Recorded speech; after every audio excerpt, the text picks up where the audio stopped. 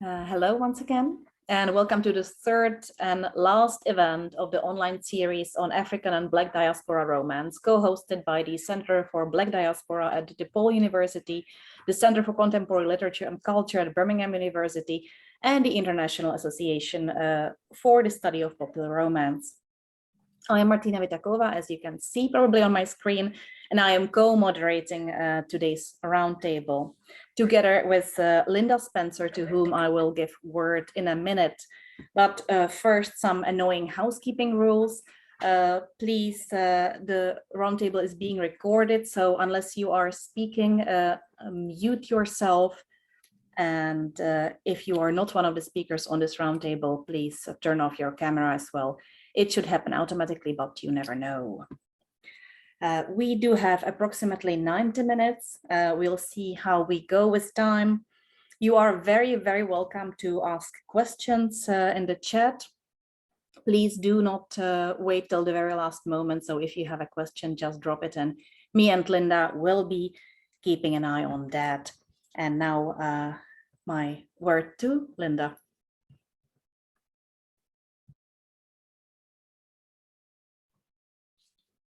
Hello, everyone. Welcome to this roundtable. It's nice to see new faces. It's nice to see lots of people from South Africa who I really appreciate for coming here because, yeah, yesterday was a public holiday and now here you are in a Zoom meeting, and I'm sure it's the last thing any one of you wants to do.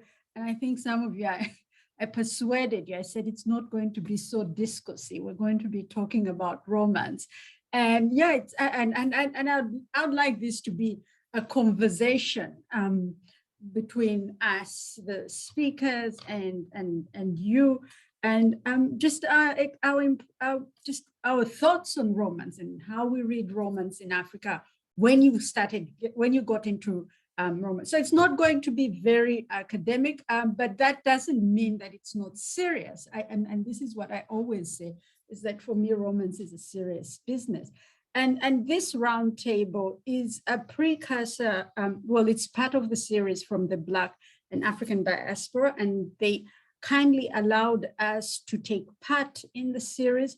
But this roundtable is just a conversation, but what we're actually aiming to do is have a special issue on romance in Africa. And I think some of you have already submitted your abstracts. Some of you are not going to submit abstracts, but that's not a problem. But this special issue is going to be, I think, one of the first special issues with the Journal for Popular Romance Studies. And they've graciously allowed us to have a special issue that talks about romance in Africa, different variations of romance. And the special issue is going to be titled Romancing Africa, Manifestations of Popular Romance in Africa. And we're going to look at different aspects. It's a very interdisciplinary special issue where we want to look at romance texts themselves, readers of romance, reading clubs of people who read romance in Africa. What is romance in Africa? How do we think about romance? And so those are some of the issues we hope the special issue is going to address. And we hope that today you might want to start asking us these questions or throwing these questions out there for us to discuss. So, for this roundtable, there were supposed to be 5 of us. It's Martina Vitackova, who is in Belgium, and she has been the person who will set up the Zoom meeting and will do most of the discussion, I hope. There's me, Martina and I are going to are the guest editors for this special issue. Sheena Overmeyer as well, who will introduce herself. We're waiting for one speaker, and unfortunately, the 5th speaker, Dr. Doselin Kiguru, is unable to be with us. Her little daughter got ill with malaria last week, and this week has pneumonia, and they're in hospital. she has a very high temperature. So unfortunately, she won't be able to join us. But what we're going to do now, I'll hand over to Sheena to introduce herself and then just give us her thoughts and on romance and what she thinks about romance. And then I'll take over, and then Martina.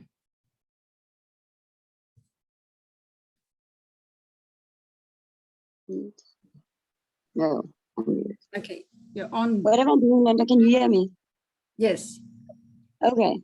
I'm Sheena Overmeyer, former student of Prof.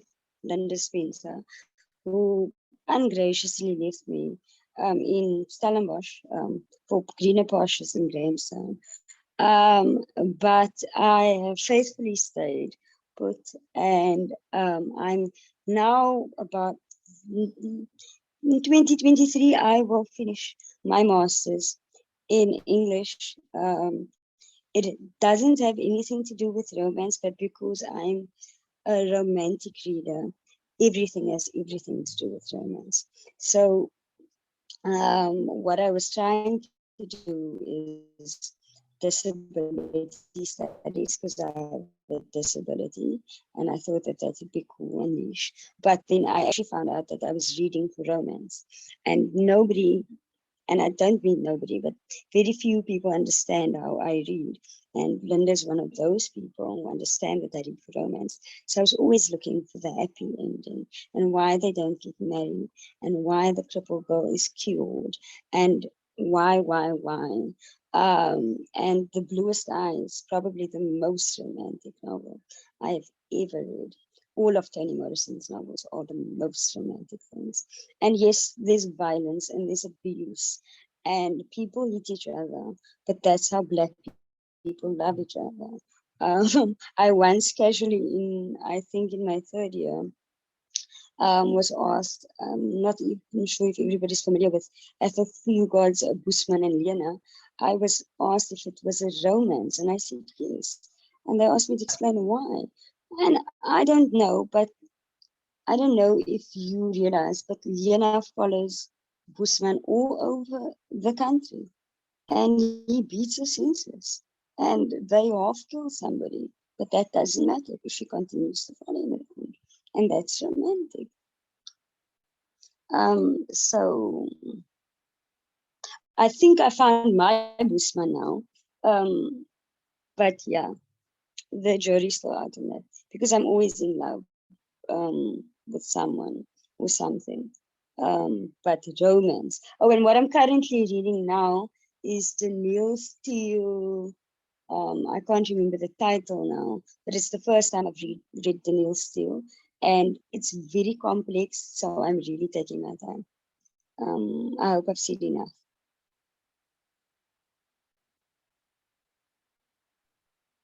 Thanks, Sheena. We'll come back to you and I'll ask you some pointed questions about your romance interests and also the research that you've done into romance. I'm Lynda Spencer, Lynda Gichanda Spencer. I'm an associate professor in the Department of Literary Studies in English here at Rhodes University. This is the students' honors room where we teach honors students. So I'm still hard at work as today is the last day of the university. One of the questions that Martina asked us to think about when in this roundtable is what is our connection to African romance? And so I just wanted to give, my journey. I think I was thinking about this last night, and I think my journey to romance has kind of African romance has come full circle. I mean, I teach romance. That's what well, not currently, but I do teach romance fiction, and I teach chick lit. Sheena has been one of my students at third year. So wow. I teach at third year level and I teach at honors level. And I came to African romance, not through African romance really, but I came to it through what, I think I call it Western romance, but sometimes I've theorized it differently in relation to chick lit. and I call it mainstream romance.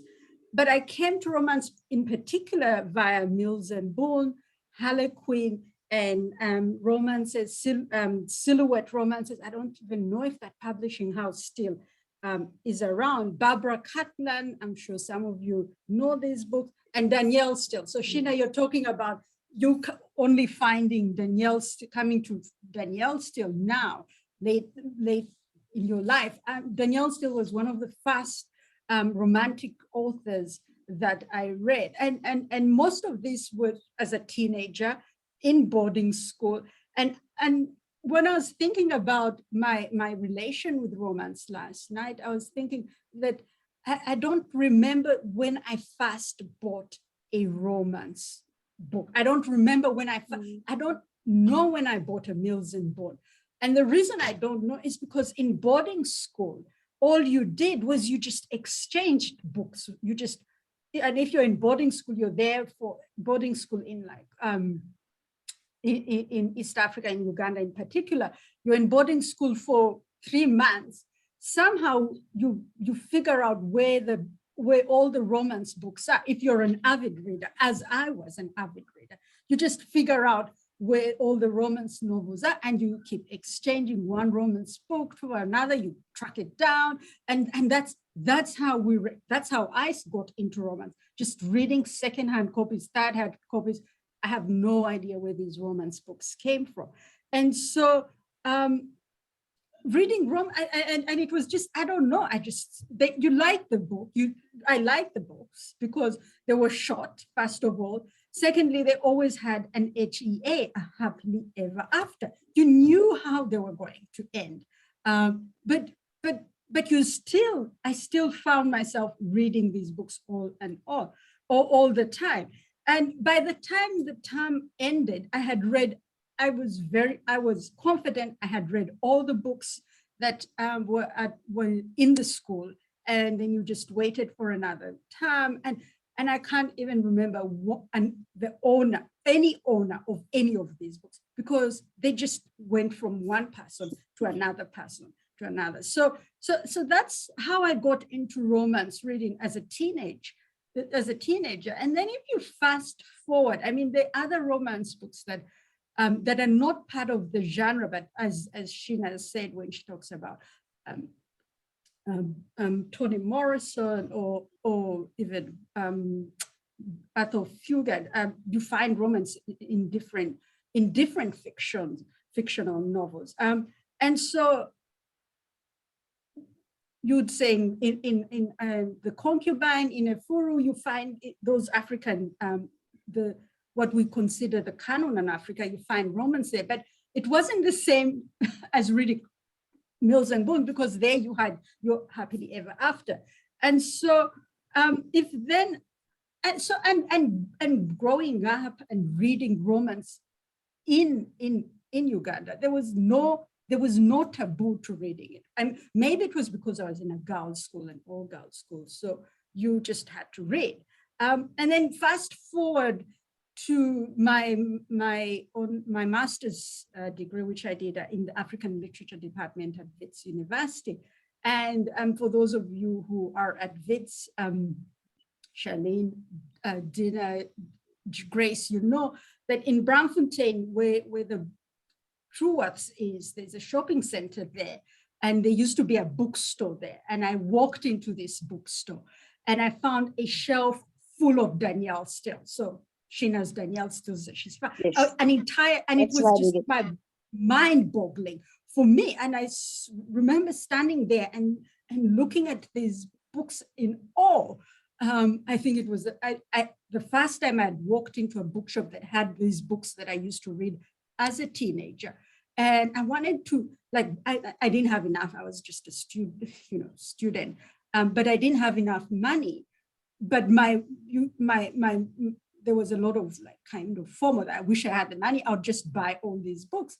And I think I was talking to my friend about about these books, and I wanted to, I was talking about how good it was that day in this bookshop. And the one of the assistants there looked at me and he said something like, "Can you believe people actually read that stuff?"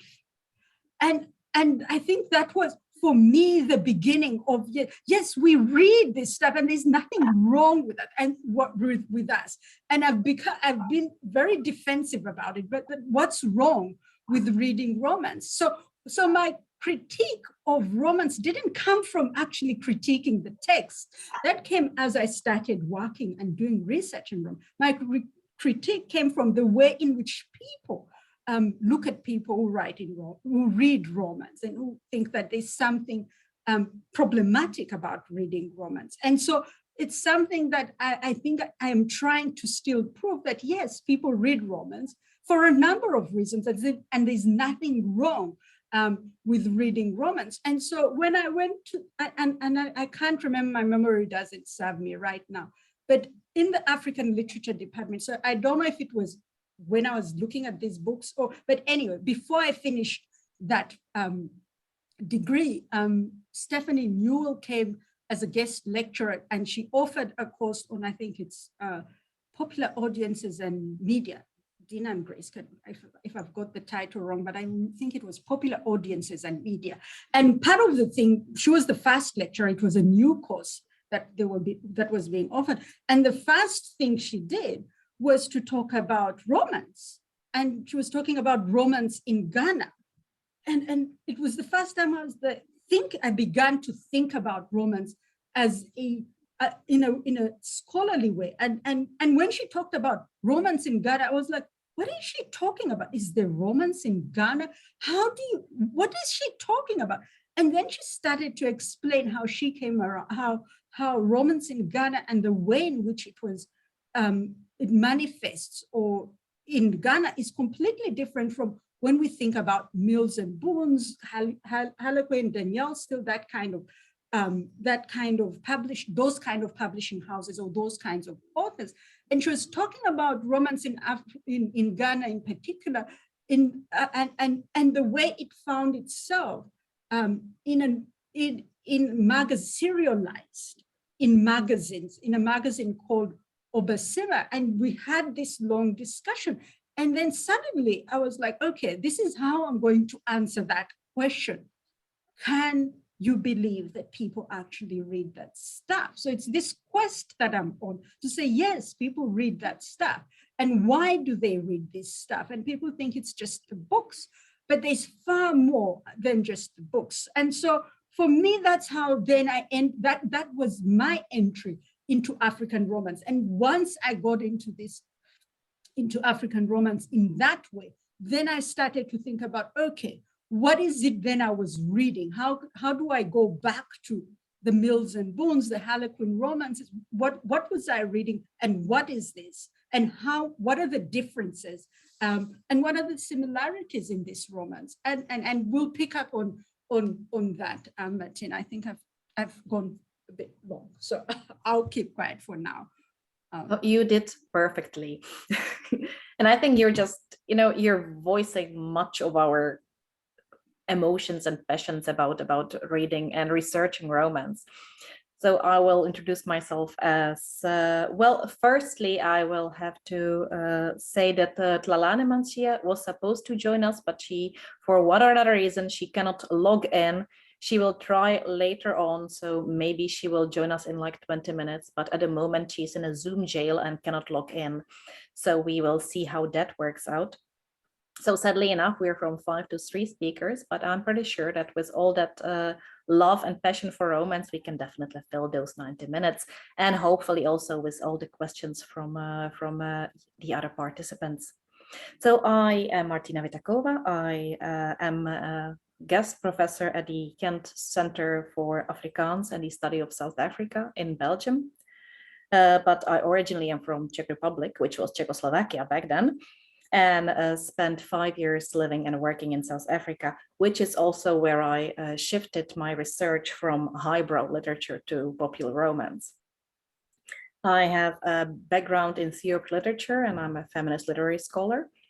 And I realized very early that coincidentally, when I was in South Africa, that if I'm serious about representation of women and looking at how women represent themselves in literature, that popular romance is the field I should be actually looking at. And that's what I started doing. And I am pretty much the only one who is doing research on popular romance in Afrikaans.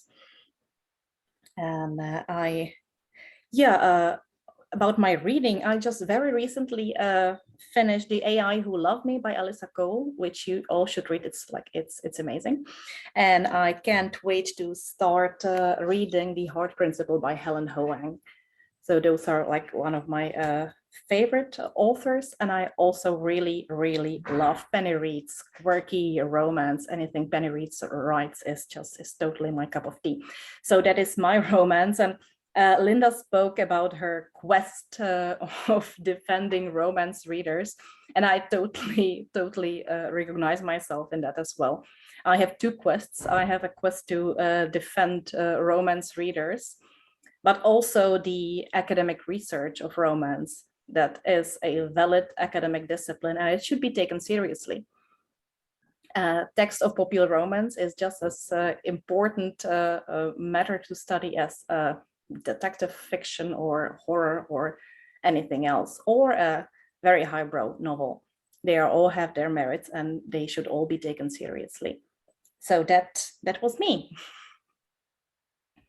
And I already have a question. Lynda, you mentioned Stephanie Newell and romance in Ghana, and that it works in a totally different way than Mills and Boons and Harlequins. Can we speak more about the specificity of popular romance in Africa? Yeah, I think, I mean, if I take from Stephanie Newell's classes that she taught when she was talking about popular romance in Africa, she was talking about in terms of the way in which it was serialized. So that's really important to know that it wasn't the Mills and Boons books that you would find, but what you found was this serialized story that came out in Obesima magazine, and it came out, I don't know how often the magazine came, how often it was published, but because it had to be continued, it was a way in which to get people interested in the story, because the story didn't end. And so I guess in a way also the owner of the magazine, who I think is called Kate Abam, that's the way in which got people interested. So first of all, so that in terms of the way the text itself, the materiality of the text is that you're not looking at a novel, you're not looking at Mills and Boon like this, you're looking at, the shorter form of romance. Secondly, when we're looking at in that romance, and we can get to the other kind of romance later on, because it does, in my research, I'm still learning a lot. And now you do get publishing houses that publish romance. And I think Martina can talk a lot more about the Afrikaans publishing houses. But I'm more interested in the other publishing houses that look at what I didn't know it was called Black romance until I listened to the other roundtables, and now I'm beginning to understand that there's a difference between, like, there's Black romance, there's African romance. So yeah, that's something else that I have to get my head around. And so when I was looking at when Stephanie Newell was talking to us about that kind of romance, serialized, the serialized stories, they manifest, they're different, they're told differently. So you have you don't have your typical, you have a protagonist and you have a hero and a heroine, because you always have, most romances are going to have that. But what you had in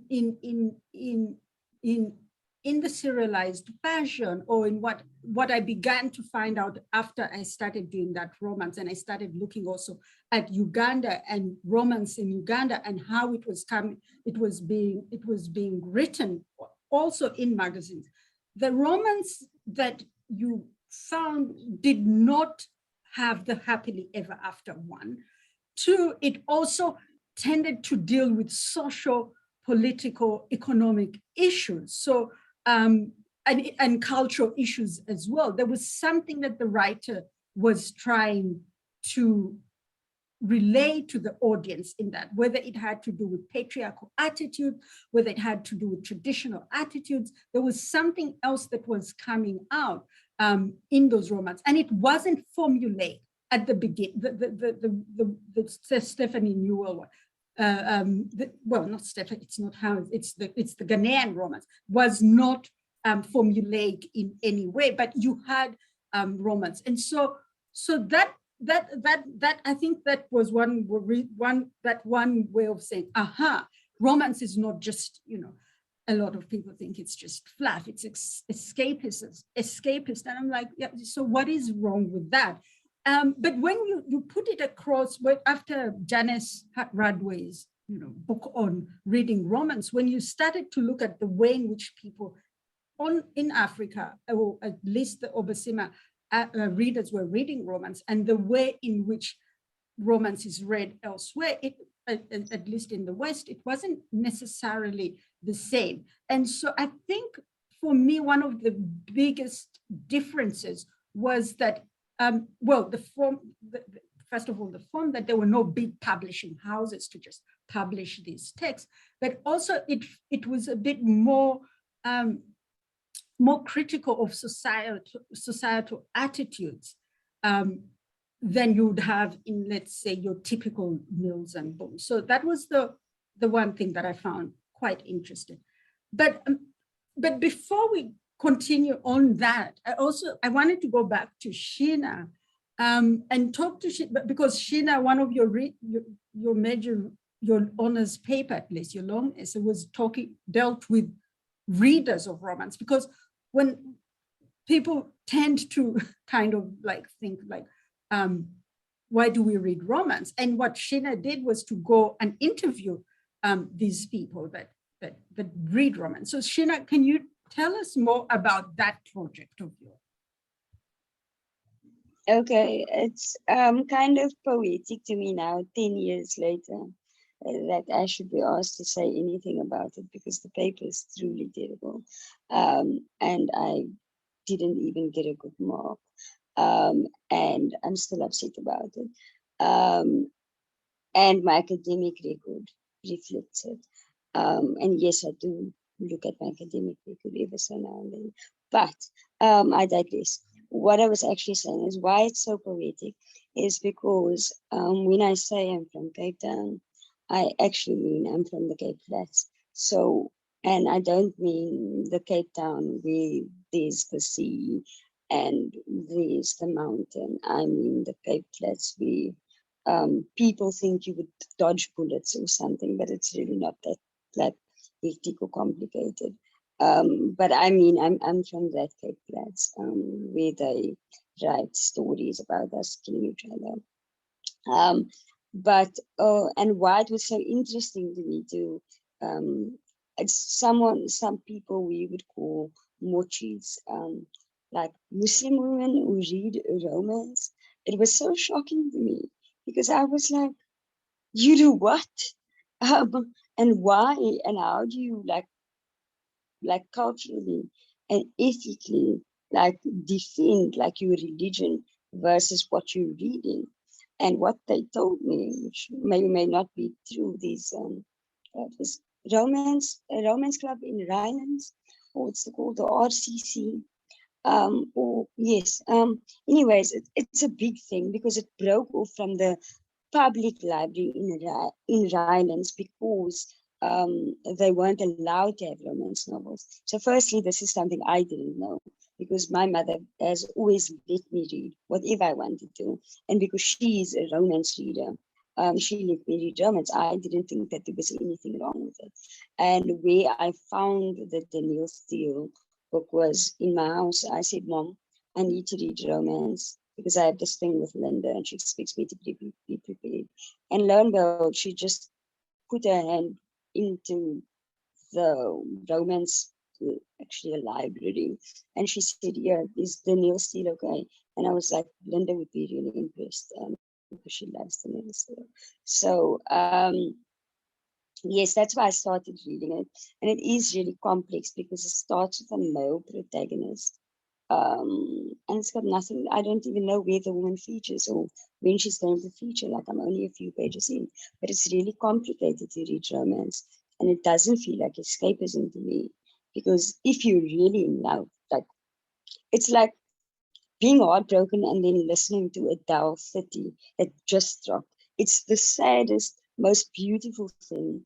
And you need a bottle of wine and someone who knows all the words to 19 and 21 and who's going to listen to the whole of 30 with you and let you cry and let you lose your mind. And the new thing, I don't know all the new things, but the new thing for young people to say is that I'm going to play Bobby and Whitney with him, which means we're going to have a very toxic love affair. We're going to fight. But that's okay, because that's my Bobby, and I'll be Whitney. So I'll die before I let this man go, which is the actual love story there. Even though everybody thinks it's like absurd. You always hear in the court proceedings, I love you, Bobby. And he's gone to the jailhouse for the millionth time for cocaine possession or whatever. So yeah, the new thing is to not find a bushman, but to find the person you want to play Bobby and Whitney with, which is very toxic. But like, yes, we know. No, yeah, no, that's, I've never heard of that expression, but then I'm not one of the young ones. Yes, it sounds toxic, but I think also some of the, when I'm teaching romance fiction, and if you look at some of the earlier romance novels, and the way in which characters are portrayed, it is very problematic. And I think one of the things for me is that we're not saying that it is not problematic, but for me, maybe let me speak for myself. For me, it's why do we keep reading? Why do we keep reading these books that that we know what the ending is? All you have to do is read the first chapter and look at the end, and that's how I used to read romances. I just look at the beginning, look at the end, and I can see that the hero and heroine have gotten together. Their names are there. They're in each other's arms and all sorts of things. But it does different things. I mean, for me, for example, Sheena, the Danielle Steele was.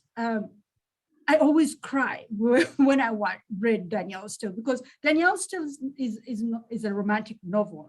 It's not the same as it's a different genre from the Mills and Boons, which are very short. Well, not very short, but they're short enough. Danielle Steele are fat novels, and that gives the author enough space to do different things, and inevitably somebody was going to die. So the happily ever after went through different stages before it became the happily ever after. But there's a way in which Danielle still draws one into that world and into your emotions that makes it interesting. And for me, I don't know if you want to say anything, Martina, but if you have any questions out there, you can either put them in the chat, or if you want to there is a question in the chat already, so I will just read it. Put your hand up and we can have a discussion. Exactly. Both forms are welcome. We are in an intimate setting. We can do both. There is a question in the chat, and it actually goes back to the happily ever after. Lynda, would you be? Yes, it's Dina, do you want to ask, or do you want me to read it out? I'm not sure whether she can unmute herself.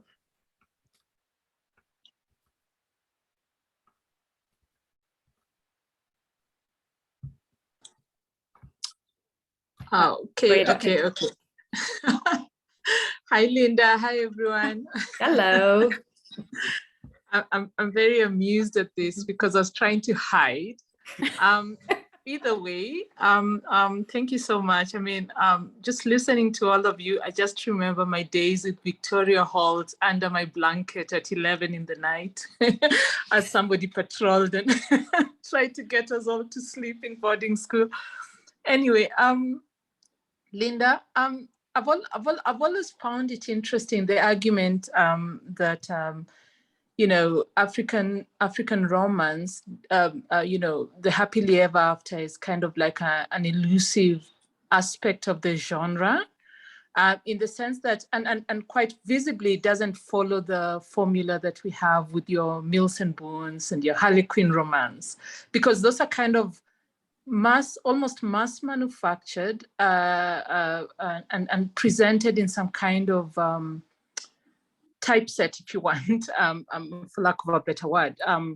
You know, it has to follow a certain formula, if you want. But, you know, with African romance, I've often found this, not just with African romance per se, but also just the children's books I used to read by African authors when I was a kid. It was always about virtue winning in the end. And so between the idea of virtue, like good, so, you know, the mean girls at the water, fetching water, will always, you know, land into some trouble and be eaten by some ogre. And I've always wondered the gender of this ogre. But anyway, and there was always that lesson at the end. And for me, that stays with me even with reading African romance. That yes, it's about social realities, but what's interesting for me is the melodrama that frames this not just the novels, but frames these stories, so that in the end, just like any other melodrama, you know, virtue wins. And I wonder if one could then think about, because all of these romance stories, even with African stories, you know, even if the protagonist fails in the end, say, I don't know what the most tragic version of that would be, hopefully not death, because we want them to win, right? But there's always, people watch, I'm thinking here Nollywood. People watch because they know at the end of the day, there'll be some form of winning. And I'm thinking about your happily ever after in relation to that. That what is it that makes us want to watch a Nollywood film over and over, even though we know how it's gonna end? Or what is it that makes us, what is it about the kind of almost simplistic narratives that are sometimes circulated in certain kinds of African stories that makes them still have a large following?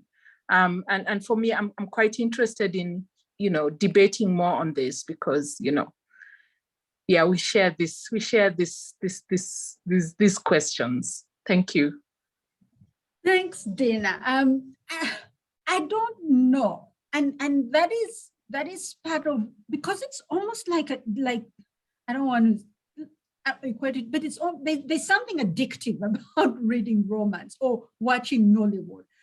If you go in little taverns, spaza shops in East Africa, at least, you find everybody now talks about Oga. That has come into our East African lingo, and it's because of Nollywood. It's that, and you're like, why are you watching these things that, like the melodrama? And I don't have an answer to that, but I think, but what I agree with you is that there are some lessons to be learned in most of this. I mean, in the African romance that you're talking about. And one of the things that I wanted to talk about, and just to push on what you're saying, Dina, is that also, because I began by talking about what Stephanie Newell was talking about in terms of the serialized story in magazines. But romance and in the few, well, I've been researching and reading this in that from when I was introduced to that at my master's level to where it is now, it is diverse.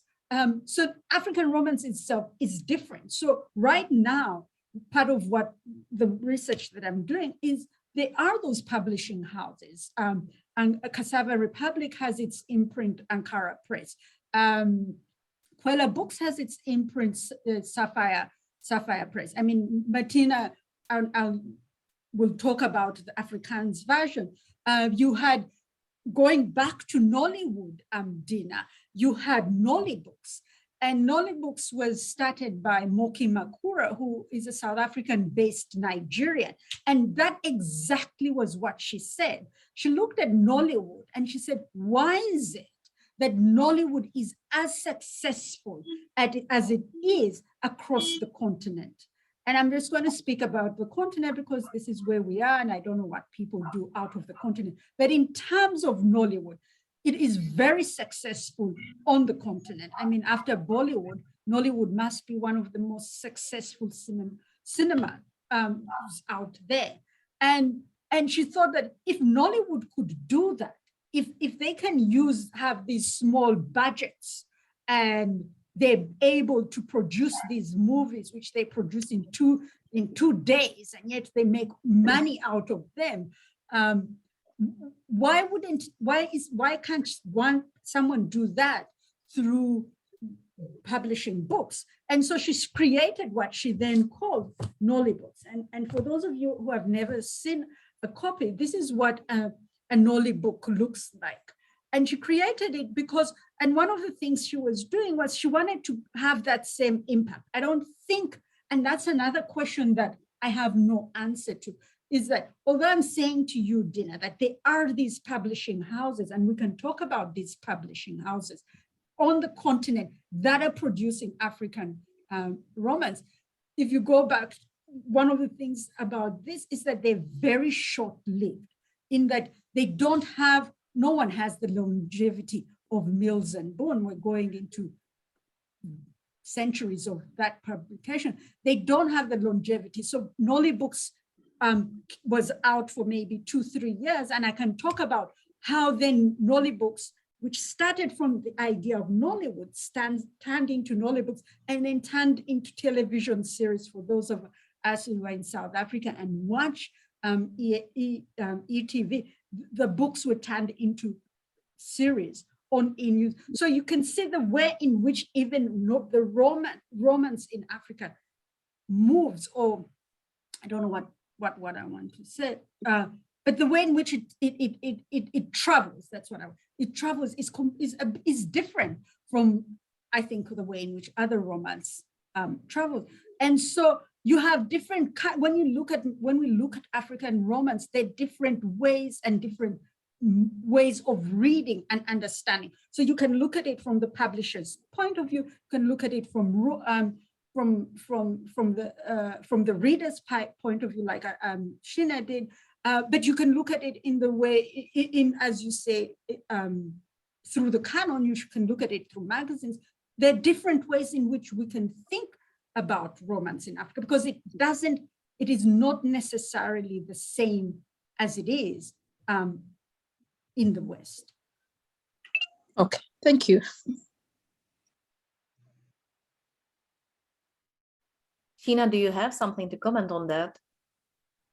I have something to comment? Yeah. Yes, I wanted to defend Bollywood very strongly against Lynda, because South Africa and Cape Town in general has a large Cape Malay heritage and Indian heritage.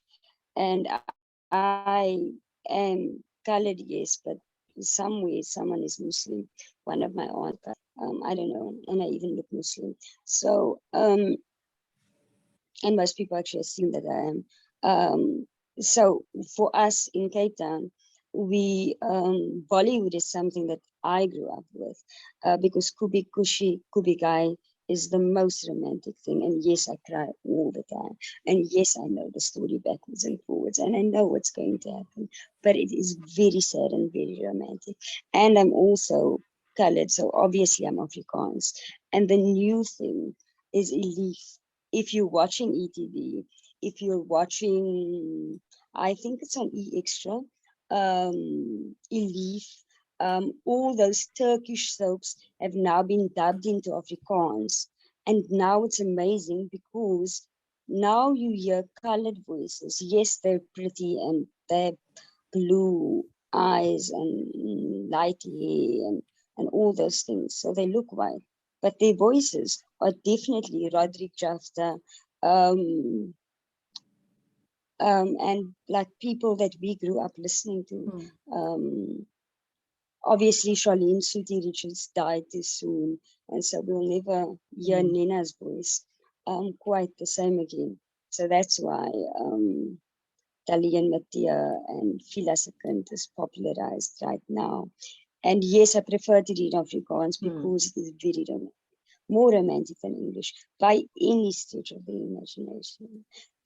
Iemand te verlang and to miss somebody is completely different. To verlang is like to long, but also just to generally miss. But to verlang and like I miss you and ek verlang na jou is completely not the same thing. So I prefer all romance in Afrikaans. I tolerate English romance because I get the gist of it.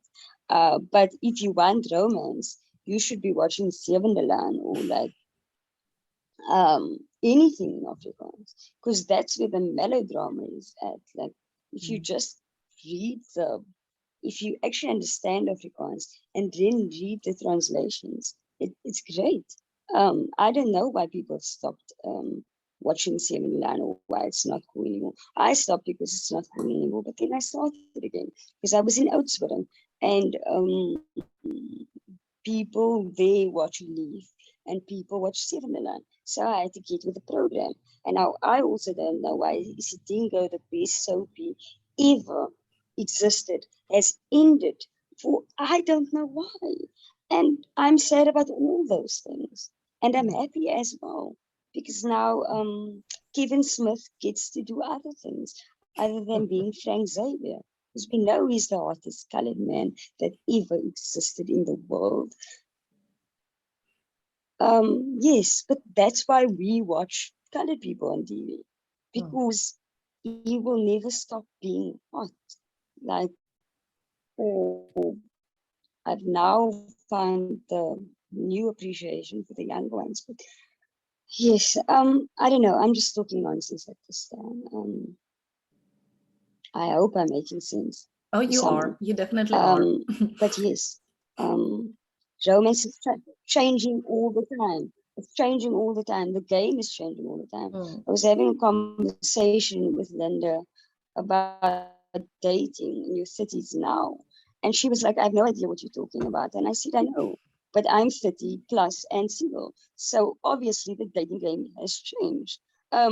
So in between trying to professionally discuss how the dating game has changed without giving away too much, because I am a lady. Yes, it's so complicated. And Bridget Jones had a walk in the park compared to being 30 plus now and being single. That I would trade for being single right now in Cape Town. Yeah, right now in my 30s. I would trade Bridget Jones anytime. There's a question in the chat by Grace Musila saying she's loving the discussion and great to see everyone in here. And can we please discuss a bit more the language question? And she always wondered about how Afrikaans language and culture shape the impact of Afrikaans range of mills and booms. I guess, Sheena, you want to address that, or shall I do that?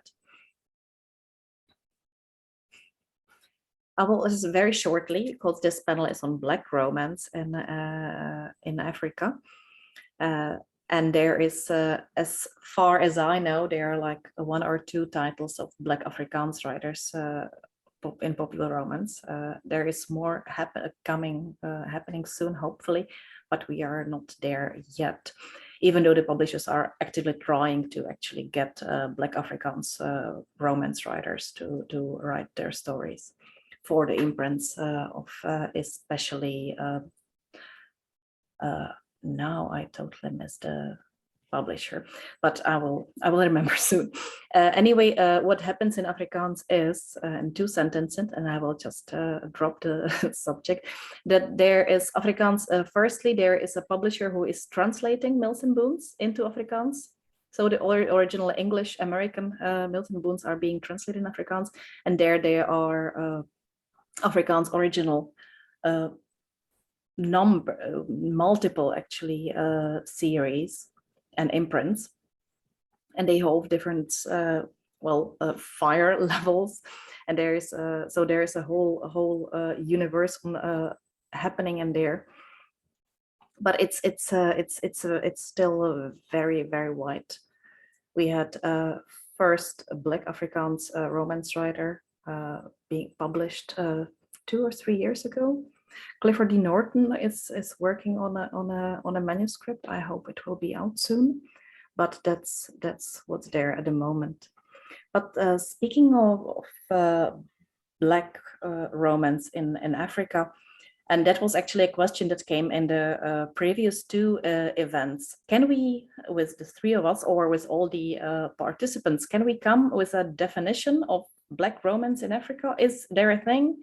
We already touched a bit the subject of the happily ever after doesn't really have to be there, or it's different.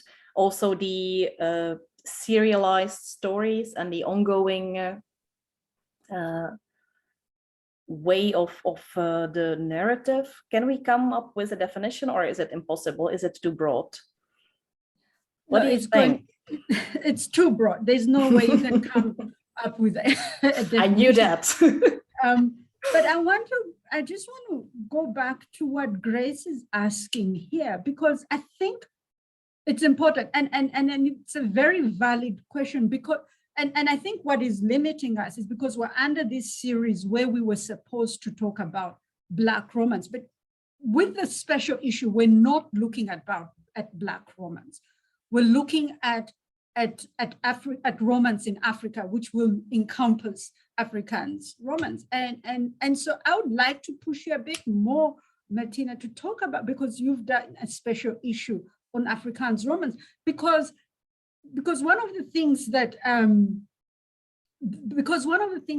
happens in Afrikaans with the Afrikaans publishers is that, unlike these publishing houses that I was, like Ankara Press that I was explaining to Dina, or Nollywood or Nolly Books or Sapphire Press, they have longevity. They keep producing. I mean, whether it's Romanza, whether it's Hartlob, Club, they keep producing, and it is a thriving industry. I mean, and you can talk also about there is a role, and unfortunately, the person Tlalane was one of the authors. So we did have an author on the panel, and she can't log in. But you've interacted with the Romance Association of South Africa, and you know what is going on in that, and you've done this special issue. So I think, for me, I feel that it's important to discuss, because that's what we have when we look at the continent. That's what I was trying to say to Dina, is that the romance then has different variations.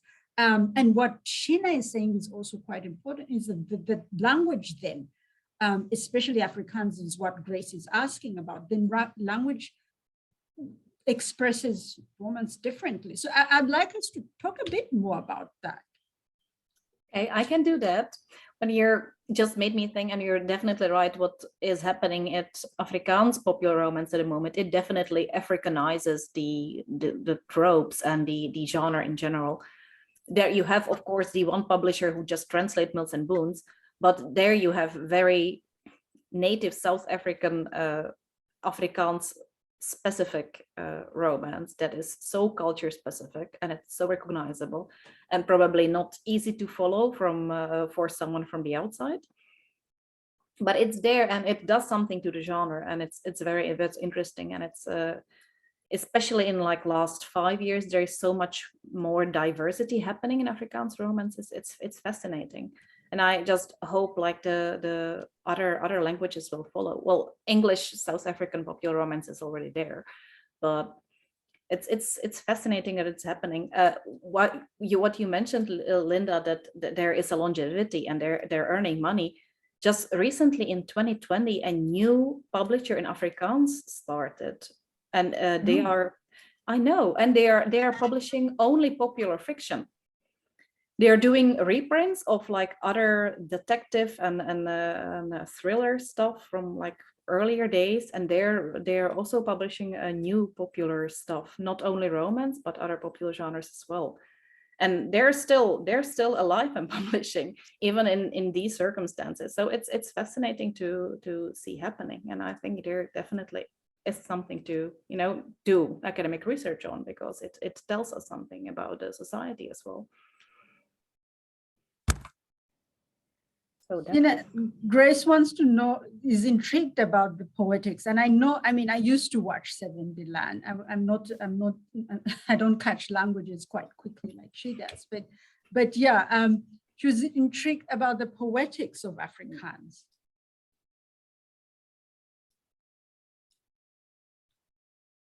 Do you want to say more about that?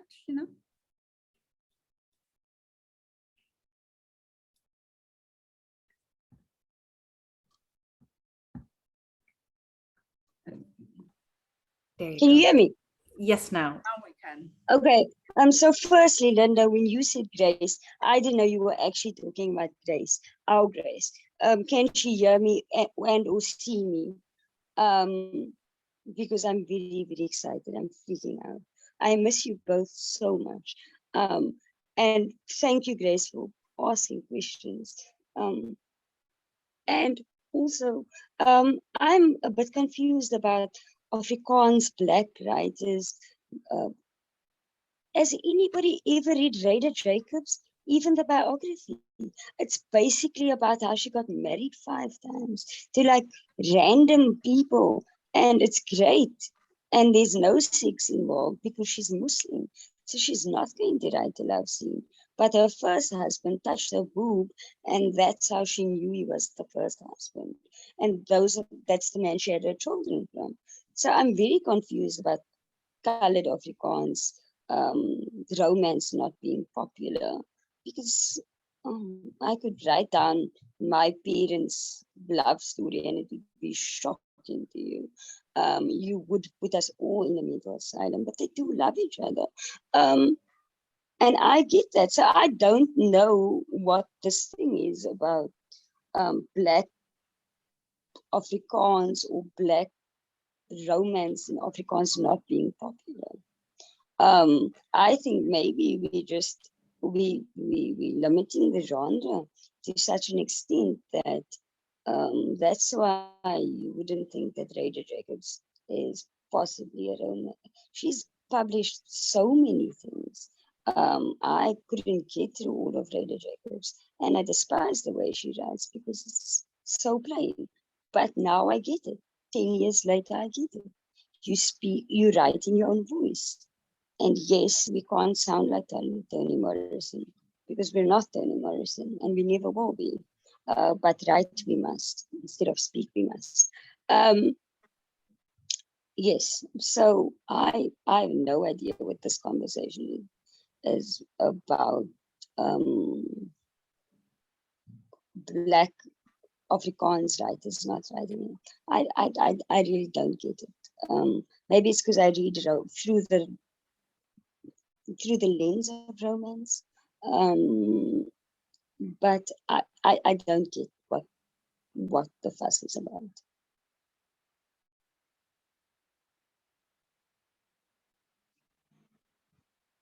I think I'm just really talking specifically about the popular romance and the short Mills and Boon type of those ones. I those, and that is just appearing now. And of course, there is much romantic lecture. Just give somebody a template and ask them to write it. I don't understand why they're not handing out a template to how to write romance and then just give everybody a shot. Well, they sort of do. Yeah. They actually there is a template. I mean, there's a template for Sapphire romance.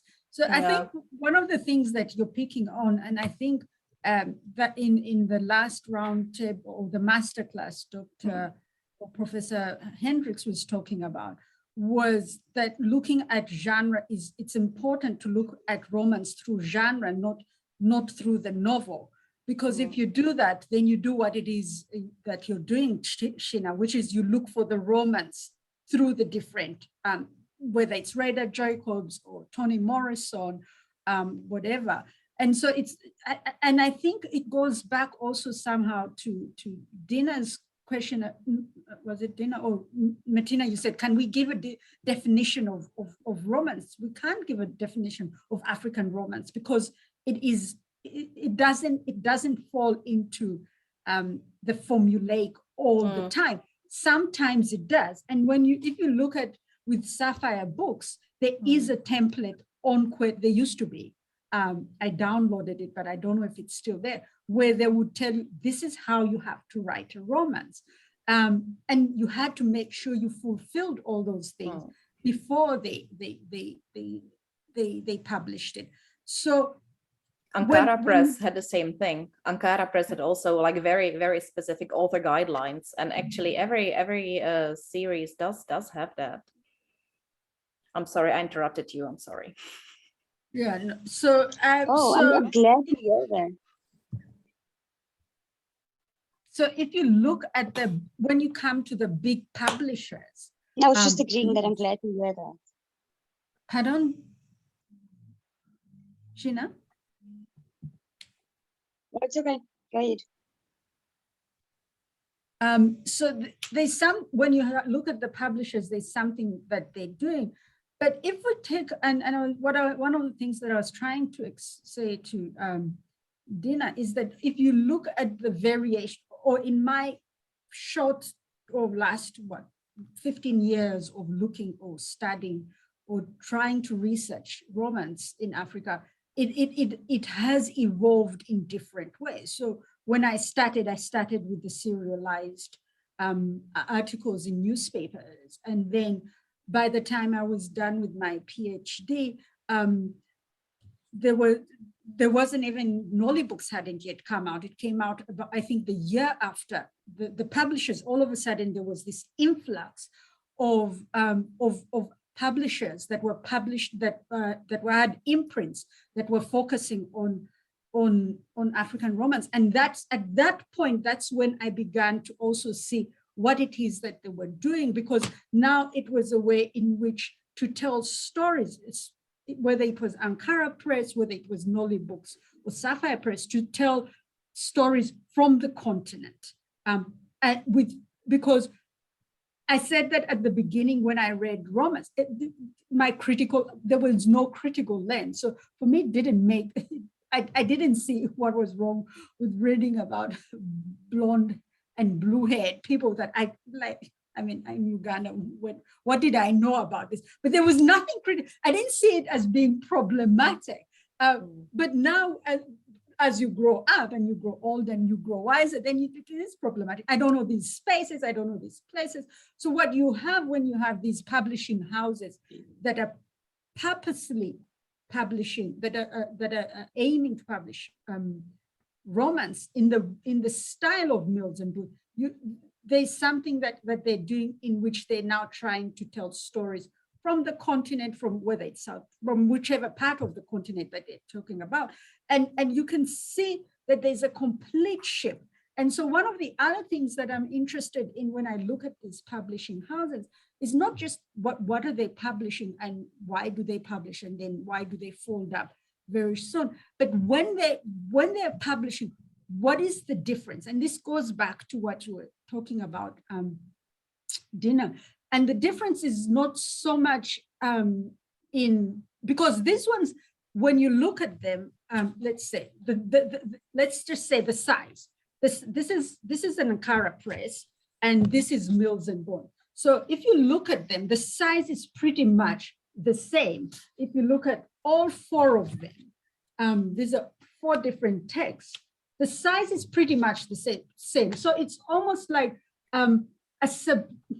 I don't know, I want to call it a subversion, but one of the ways in which I try to theorize this when I talk about chick lit, because for me, chick lit is an extension of romance. But when I talk about chick lit, and I talk about the genre, and this I borrow from Newell. Newell herself borrows this from Carol Boyce Davis, who talks about when Black women write, one of the things they do is to destabilize and to subvert the genre. And how do they do that? And how do these publishers allow these writers to do that? What is different, Dina, in these imprints? And I'm talking now about the imprints, not about romance in general, not about the genre, but what is different about the imprints? And one of the things that I'm interested in is starting to look at the paratext, what is happening around the text itself. So if I were to just show you this, and I hope you can see it, you can see already with this text is completely different from an ordinary Mills and Boon, which I should have brought. I have one which is here, which is not ordinary, and I'll talk about this one if we have time. But because it's interesting, because it's me coming back full circle to read Mills and Boon. So what you have here is you look at the paratext and it's different. If you look at the Nolly books are quite interesting, because surrounding the text is what Moki Makura calls a book sign. And she took this book sign and she's trademarked this idea of the book sign, where the book sign is about teaching, because this is aimed, the audience is 18 to 24, and it's aimed at teaching, building readers' vocabulary, teaching them different things. And so it's not just about the romantic story, but it's also about the teaching that goes on, the kind of knowledge that's transferred. And this is done through, in this text, for example, it was Salamina Mosese, for those of you going back to Seven Dilan, she used to act on Seven Dilan, and where you have a celebrity kind of plugging the text and making young people feel like it's cool to read text. And then if you go to Ankara Press, which was quite deliberate in how they packaged the text, you can see here again, the publishers are not interested in the man and woman. The woman, the female character is centered on this in this text. But not only that, for all of us, most of us who are on the continent, we know what Ankara is, we know what Kitenges are, and to put that there, then there's something that relate. I mean, for my nieces and nephews now, there's something. If they were to read Mills and Boons, I'll be like, why are you reading Mills and Boons? Because that's me, and probably give them this instead of letting them do their own journey like me. So there's something different about the texts and the publishing of these imprints. I'll stop there because there are questions in the chat, I think. Yeah. Yeah. Will you be willing to read that one, please? All right, so Nyambura says, I'm curious about the place of Black as in featuring African-American romance and Caribbean romance in the context of conversations about African romance. And then it's, are they in conversation with each other? May I answer that? Yeah, let me finish and then you will. Are they in conversation with each other, for instance, or are they in different categories or traditions? Yeah, Sheena, please do. Okay, so there was something that Lynda in Chick lit versus Romance taught the madams. It's an awful little book, and she knows that I hate it. But I finally found why I hate it. And I'm going to explain, Lynda. It's basically, if you've read Waiting to Exhale, which is the first best chick lit ever, and no, it's not just a movie. It is an actual book, and the book is better than the movie, but the movie is also great. So if you've ever read or watched Waiting to Exhale, and then you read The Madams, or the other way around, she's basically just taking the plot of Waiting to Exhale, and putting some South African things in there, which is why it doesn't make sense. That's why it will never make sense. And I don't know why it's popular, and I don't know why anybody likes it.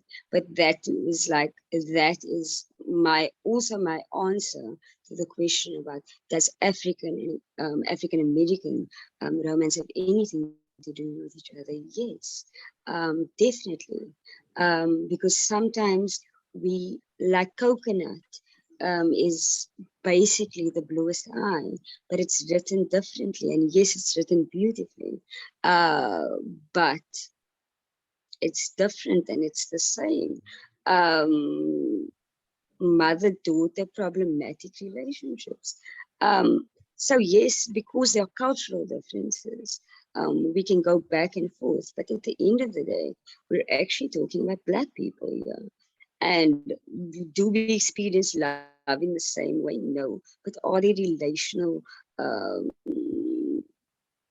attributes? Of course there would be. So yes, that is my answer in short. And also I wanted to show you Heartbeat, Daniel's there, because Lynda decided to have a show and tell. So yes. I really don't know why Sheena doesn't like the madams, but that's for another day. But I just explained why I don't like it. Nyambura, I hope that has answered your question. I don't agree with Sheena, but you can see we don't agree. No, we'll never agree on that. No, we won't. It's 10 years later, more than 10 years actually. We'll never agree on it, but I know Grace agrees with me. Throwing hand. Okay. By default. Okay, really enjoying someone, Pilar Gonzalez. Hi, really engaging discussion. I wonder if a distinction between romance and chick lit would be made. Yes, there's a clear distinction. I make that distinction. I do chick lit. I've written on chick lit in Africa, and there's, again, if you go back to if you start with the formulaic and the features and the characteristics of chick lit, it's different from romance. So when Sheena is talking about the madams, for example, the madams for me is chick lit. And one of the things that I do in my class is to begin by teaching. Yes, Sheena? I was saying So Is Waiting to Exhale, but it's the best thing. And the madams is just a poor copy. But we're done with having this argument.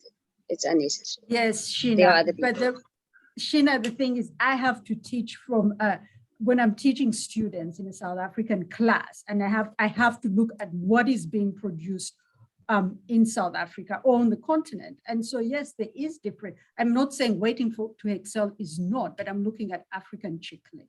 So that's the difference. And we can go through that. But then Maya, what's that one who wrote Maya and then wrote the other one? Not the madams. Don't ever teach that to anybody. Or not to me. I won't do that. But anyway, it has a place in history, and that is in our literary history. Anyway. Sheena, I'm moving on, but I hope I've answered your question about Africa, about romance and chick lit. That's there. Charlene was in an all-girl class for 2 years in school, and Mills and Bones was part of the culture before they graduated to Danielle Steele. I didn't like Mills and Bones and the lack of agency, and found Jane Austen more engaging, but I always envied the intimate culture community it created between all the girls in the class, which I was not part of. Yeah, you should have read Mills and Bourne and Danielle Steele, Charlene. Grace, random request. If time permits, please read us excerpts from some of the titles.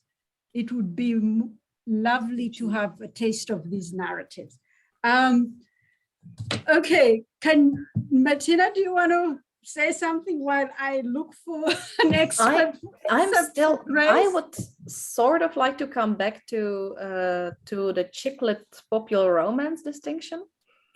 But first, I see a comment from Bambisa Mangeni. Talia Oh, Hibbert. wow. Oh, we're having a reunion. Talia Hibbert is great, and she has been actually the guest at the second event of this series. So if you look a bit, maybe Amy can place the link in the chat for those who didn't see the second episode of the series. But speaking specifically on popular romance on the African continent, I do think that the distinction between chick lit and popular romance is a bit closer to each other. Lynda, you're the expert. Rebecca is here as well, who is another expert on chick lit and on the African continent. So please correct me if I'm wrong. But when we look, for example, at Ankara Press, I think like I'm wondering, is it chick lit, is it popular romance? I know it's popular romance, but it's also very chick lit-y in a way. You know, the setting, also the staging of the heroine on the cover, and all that. So I don't know. For me, sometimes it feels. Thank you, Amy, for sharing the link. And I think that maybe in African context, the distinction is maybe, I don't know. Lynda, you are the expert, or they are the expert. I'm totally. Well, I mean, if you look, for example, at Nolly Books is in fact more chick lit-y, and it bridges that genre. Then I would say Ankara Press, because with Ankara Press text, there's that happily ever after at the end, whereas with Nolly Books it doesn't. And I think there are elements they blur sometimes, but I would go more with Nolly Books and it's not different. What I say mainly is that there's a continuation, there's a spectrum, and it just moves from that to erotica. I mean, we've not even touched on erotica, because there is erotica in South Africa, at least in South Africa there is. Even in Afrikaans. There is. Yes. So we're not even we're not there. We haven't talked about that. So what are these different things about that way it manifests? But I was wondering if we could indulge Grace and indulge everyone on reading. And I'll read because how much time do we have, Martina? Well, theoretically 6 minutes, but I booked a very, very long Zoom meeting. So if maybe we should just start closing a bit. So let's do the excerpt. Are there any urgent questions that needs to be asked? Otherwise, let's read an excerpt and then we will wrap up, if it's okay with everyone. Okay, so Grace, yeah. Grace, I'll put you in the picture and everyone else who has attended. So this is Written in the Stars, and it's by Mokopi Shale. One of the interesting things about Sapphire Press is that it didn't matter. So again, we've talked a lot about publishing, we've talked about authors, but we didn't talk a lot about the authors, which is another thing that I could talk about for ages. But with Sapphire Press, they allowed men and women to submit manuscripts. It wasn't a problem. So this is Sapphire Press, and the tag is Where True Love Reigns. Sapphire Press, that's every romance. And I'll read the blurb at the end so that you get an idea, and then I'll read the first page. So it says, the last thing Masedi Kaonobako expects when she meets her girlfriends for an evening of music and dancing is that she'll lust after the musician who serenades the crowd. But Paolo Sebata is not just any musician. A former quantity surveyor, he now runs a youth upliftment project. Masedi is drawn by his muscular good looks and soulful eyes, but she's been hurt before and badly.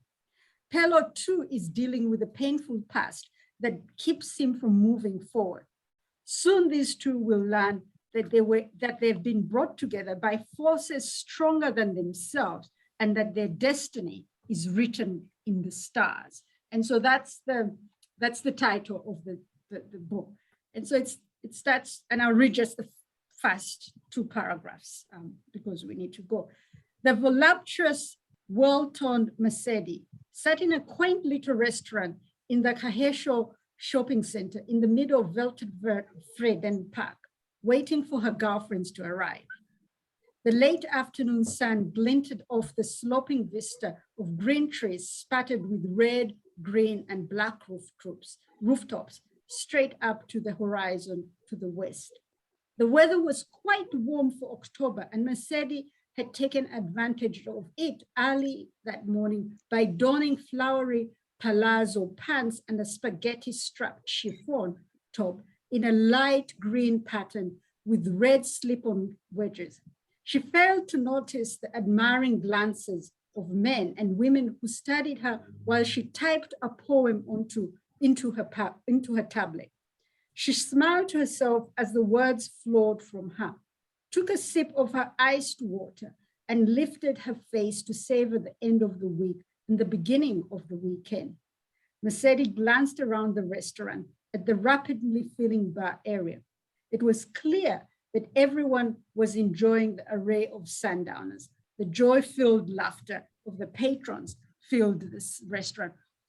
Apart from what is happening around the text, Grace, we can go on and on, but already you begin to see how different it is from, for those of you who read Western romance, you already begin to see how different it is from Western. It's October, it's warm, somebody's wearing spaghetti, whatever. So you see the seasons already are different because that's what we're experiencing right now. Okay, today is a cold day, but we are in summer.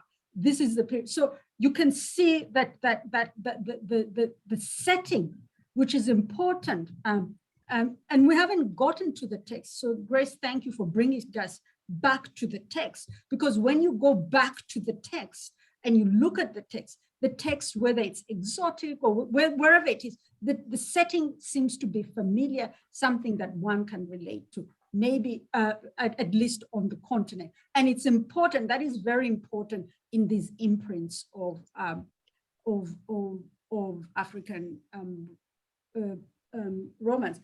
This thing about written on the stars, this book in particular, Grace, it goes on to deal with, with ancestors and that kind of spirituality that's not Christianity that we're talking. So it's written in the stars. It's like it's destined to be, but not it has no allusions or relation to Christianity in that way. Like Moody, which you... Yes, yes. Yes. Well, Moody is also, again, if we go back to that, Moody is one of the great romances. Yes, of course. Yeah. Thank you for indulging all of us, Lynda. I'm pretty sure everyone is now checking their Amazon accounts and buying the books. Very last the question. Books, yeah, I just wanted to say one last thing to bring it full circle to my Mills and Bones. So what I discovered quite recently is a South African author called Teresa Behari. Oh, thank you for mentioning her. And for Rabisa, Sheena, and Grace, who are from Stellenbosch, I was introduced to her. Oh, yeah. Well, I was introduced to her by one of our administrators who has gone on to become, Elsa Winkler, was gone on to become a prolific, and we could just talk about her, to become a prolific author. And she introduced me to Teresa Behari because she said to me, you need to contact her and talk to her about it, about romance, because she's one of 3, I don't know if she said one of 3 African or one of 3 South African writers who is writing for Mills and Boon. And that's in the world of romance, I think that's an important thing to signal. And so I went and bought her books, and she's got, I don't know how many books that she has. And this is a student, she probably was at Stellenbosch when I left Stellenbosch and didn't come to our class, didn't do English, but is now gone on to become a prolific writer. So I'm coming full circle back to Mills and Bourne, but I'm coming full circle to Mills and Bourne, written by an African on the continent and looking at it in different ways. And I'm starting to ask myself, so how does this writer who is writing from the continent now, what is different from the way in which she's writing from her counterparts who are writing from other, whether it's in America or Europe? What is different about that? And there's still similarities. I mean, if you look at the cover, you wouldn't know, but then this is a double cover. But once I'm starting to read so this is what I'm currently reading. I didn't say this, Martina, but this is what I'm currently reading. Just for clarification, I'm talking about Mrs. Winkler, English department, Mrs. Winkler. Yes. Heinz Winkler's mother, just to make sure. Okay. Yes. Yeah. So yes, Okay. so that's that, Martina. So that's my spiel with romance. Or Thank you very much for mentioning Therese Behari. I noted her somewhere, but then I totally forgot about her. She unfortunately couldn't join us today. We asked her, of course, but she recently had twins and she is very busy mothering, so she didn't see a chance of happening to joining us. But please do check out her books. She's also very active on social media, and she just has a book out. Like recently, I just got a newsletter from her like last week. So so she's still busy publishing.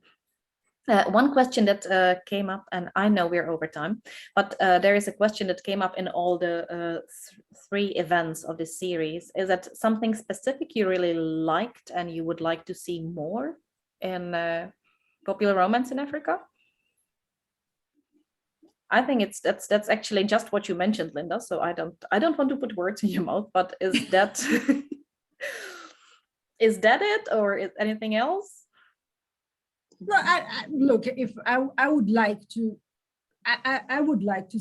I don't know why the imprints are folding. I like the imprints. I like what they're doing, and I would like to see them have some kind of staying power. So that is one of my research questions. Sheena, is there something specific you would like to see around? I would just like them to stop discontinuing the soapies. And because I hear that Seven the Line is like down the tubes, and this is because I worked at ETV, and Seven the Line is ending soon. So brace yourselves. Yes, and I went to specifically work at ETV so that I could watch TV while I pretended to be productive. Yes. That's why I now work at Stellenbosch University, because I can also visit the English department and pretend to be productive across the road.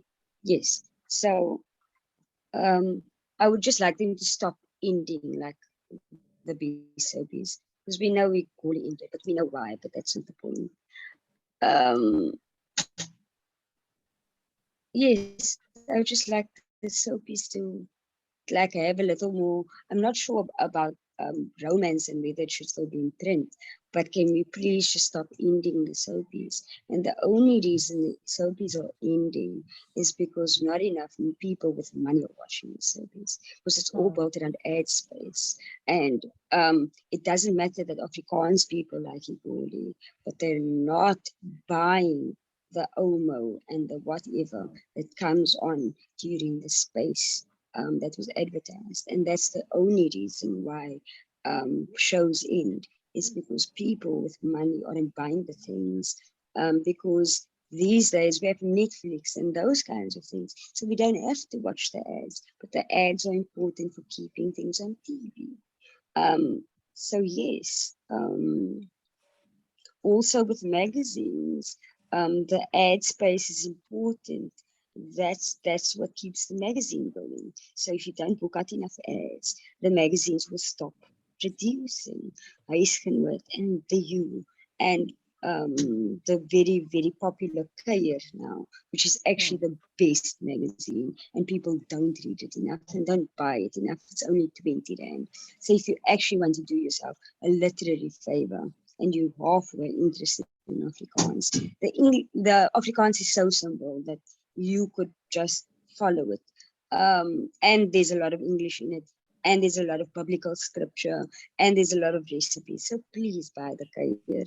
I don't know why it's not more popular, and I'm very, very sad about it. And I made a whole post on social media, but because everybody in the English department is so busy that only Rian Opel saw it, bless his soul. And Nwabisa, I don't know, and Lynda is busy, and so is Grace. But yes, I made a whole post and a rant, and only Rose Richards and Tamsin Alice liked it. So yes, and please, like, be on social media. It's not cool to not be on social media. Grace no, has Sheena, Insta. we're not going to be on social media at all. I know. I'm not going to be on social media. Well, You lots of are, well, you romance should be. Landia is on Twitter, so lots of Yes. popular romance research happens on Twitter. But yes, please do buy How do you popular think romance I found out books. about Alyssa Cole? Because she tweeted about her book. So get on social media. That's the only reason I could tell you about it, Lynda. Because okay, we've got to wrap up now, Sheena. We've got to wrap up now. We should. Yes, we should. Cool. Thank you very much. Thank you, everyone. Thank you, Lynda, for co-hosting this episode. Thank you, Sheena, for coming. Thanks also to Tlalane and Doceline, who couldn't make it, but were supposed to be with us. And thank you for trying to join us. The recording will be made available soon, so please just follow the organizers. And specifically, I would like to, and also if you feel inspired after our roundtable to contribute to our special issue, please do get in touch with us, with me or Lynda. And thank to Julie Moody Freeman from the Center for Black Diaspora, to Amy Birch from the Center for Contemporary Literature and Culture, and to Eric Selinger from the International Association for the Study of Popular Romance for making the whole series available and possible. Please do find the recordings of the previous two online as well. They're definitely worth watching. And that it is. Thank you very much. I just want to say yes. Thank you all for attending, for sacrificing your afternoon session. We really appreciate it. And we've just scratched the surface. We didn't even get into talking about Soyaya love stories from Hausa and what that is doing. So I do appreciate that all of you took your time, your afternoon, and there's some people out there. I think Julie, you're out there. I don't know what time it is for Julie, but thank you so much, Julie, for being here very early in the morning. And Amy, thank you also. Maria as well. And yeah, I saw Suzanne somewhere. Thank you all. And Maria, there you are, Maria. Thank you all, Maria, Rebecca, Grace, Dina, and Rabisa. Annette is going to write for us, so you'll see that coming soon. Zelenia, thank you, Nyambura, for your question earlier on. And yeah, we do really appreciate you. Thank you, Michael. Yeah, it's been a small, intimate group, but at least we've been able to have a discussion. 9:40, Julie. Thank you. Thank you so much. Thank you, Jury, for getting up for us. We appreciate that. Thanks a lot. I'm looking forward to the special issue. Oh, it will be worth reading. Yes. Take care. Thank you, everyone. Bye. Bye. Thank you and bye.